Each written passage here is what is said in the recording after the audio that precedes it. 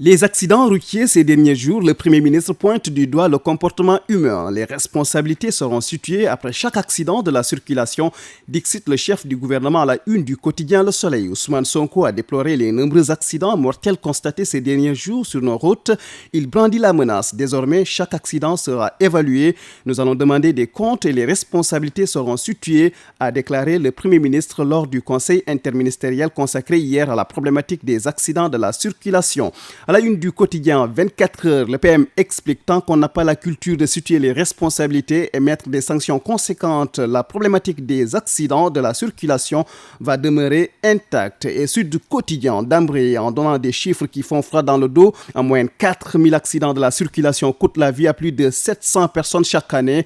Le canard du groupe Sud Communication croit savoir les causes en plus des défaillances techniques et l'état des routes. Le facteur humain est à l'origine de plus de 80% de ces drames. Dans Bës Bi le jour, le Premier ministre rajoute la corruption comme facteur causant les accidents. C'est pourquoi il dit dans le canard que la gouvernance du transport est un domaine qu'il faut prendre au sérieux. La gestion requiert de la fermeté. Information que vous pouvez lire à la page 2 de Bës Bi le jour. L'Astre de Anne nous informe que le chef du gouvernement a demandé une évaluation réelle avant le 30 septembre prochain du niveau d'application des 22 mesures prises par l'ancien régime pour lutter contre les accidents. Il a également exhorté les différents acteurs concernés de proposer de manière précise des mesures conservatoires par rapport à la situation actuelle avant le 16 août prochain.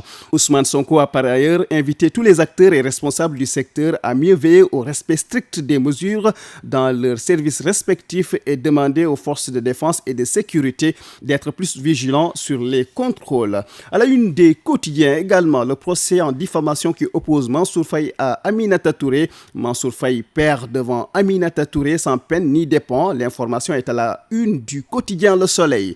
La chambre correctionnelle du tribunal de Dakar a relaxé l'ancienne première ministre Aminata Touré poursuivie pour diffamation par l'ancien ministre Amadou Mansour Faye. L'édile de Saint-Louis réclamait les milliards en guise de réparation, mais il a été débouté. Mimi Touré ne lâche pas l'affaire. Elle exige dans 24 heures des explications sur ce qu'elle qualifie de carnage financier.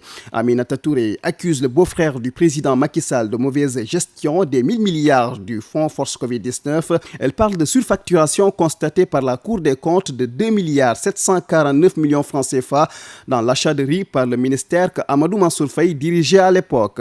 Plusieurs journaux sont également revenus sur ce procès. L'info quotidien Barassa une, Mansour Faye échoue à faire condamner Mimi Touré. Sud Quotidien, Mimi joue et gagne. Le tribunal de Dakar a ordonné la relaxe pure et simple d'Aminata Touré au bénéfice de la bonne foi. Mansour Faye est débouté de toutes ses demandes car jugé mal fondé.